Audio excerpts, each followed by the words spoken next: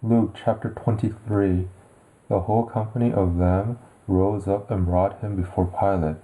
They began to accuse him, saying, "We found this man perverting the nation, forbidding paying taxes to Caesar, and saying that he himself is Christ, a king." Pilate said to him, "Are you the king of the Jews?" He answered him, "So you say." Pilate said to the chief priests and the multitudes, "I find no basis for a charge against this man." But they insisted, saying, "He stirs up the people, teaching throughout all Judea, beginning from Galilee even to this place." But when Pilate heard Galilee mentioned, he asked if the man was a Galilean.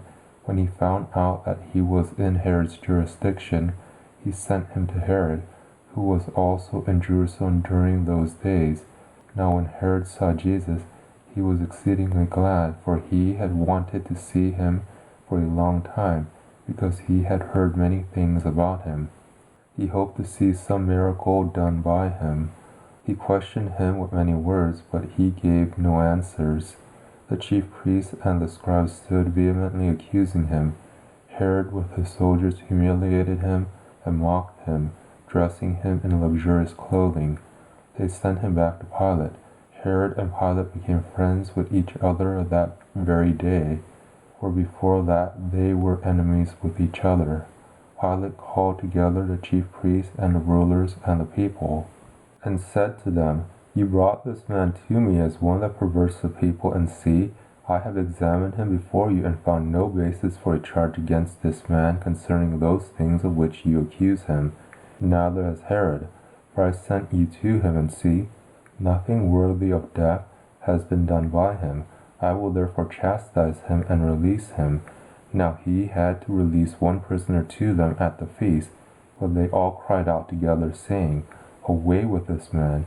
Release to us Barabbas, one who was thrown into prison for a certain revolt in the city and for murder." Then Pilate spoke to them again, wanting to release Jesus, but they shouted, saying, "Crucify, crucify him." He said to them the third time, "Why? What evil has this man done? I have found no capital crime in him. I will therefore chastise him and release him." But they were urgent with loud voices, asking that he might be crucified. Their voices and the voices of the chief priests prevailed. Pilate decreed that what they asked for should be done. He released him who had been thrown into prison for insurrection and murder, for whom they asked, but he delivered Jesus up to their will. When they led him away, they grabbed one Simon of Cyrene coming from the country, and laid on him the cross, to carry it after Jesus. A great multitude of the people followed him, including women who also mourned and lamented him. But Jesus, turning to them, said, "Daughters of Jerusalem, don't weep for me, but weep for yourselves and for your children. For behold, the days are coming in which they will say, Blessed are the barren, the wombs that never bore, and the breasts that never nursed. Then they will begin to tell the mountains, Fall on us, and tell the hills, Cover us. For if they do these things in the green tree, what will be done in the dry?" There were also others, 2 criminals, led with him to be put to death.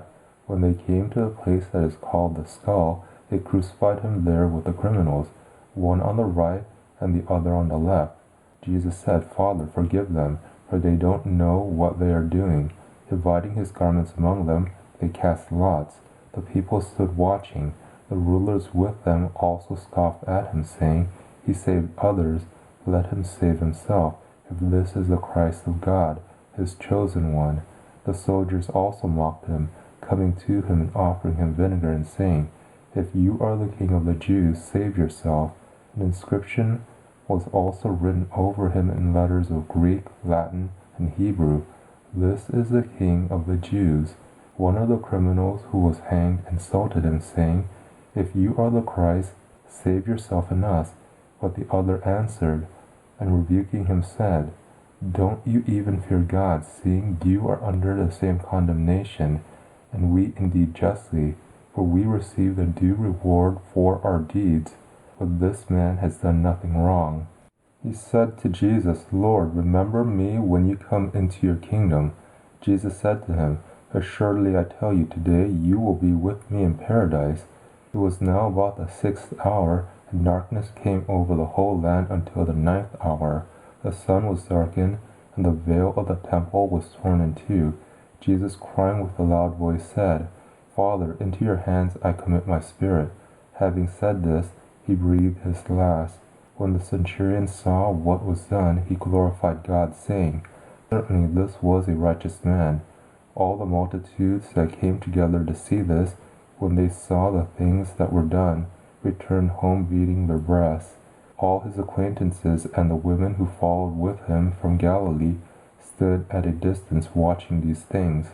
Behold, a man named Joseph, who was a member of the council, a good and righteous man, he had not consented to their counsel indeed, from Arimathea, a city of the Jews, who was also waiting for God's kingdom, this man went to Pilate and asked for Jesus' body. He took it down and wrapped it in a linen cloth and laid him in a tomb that was cut in stone, where no one had ever been laid.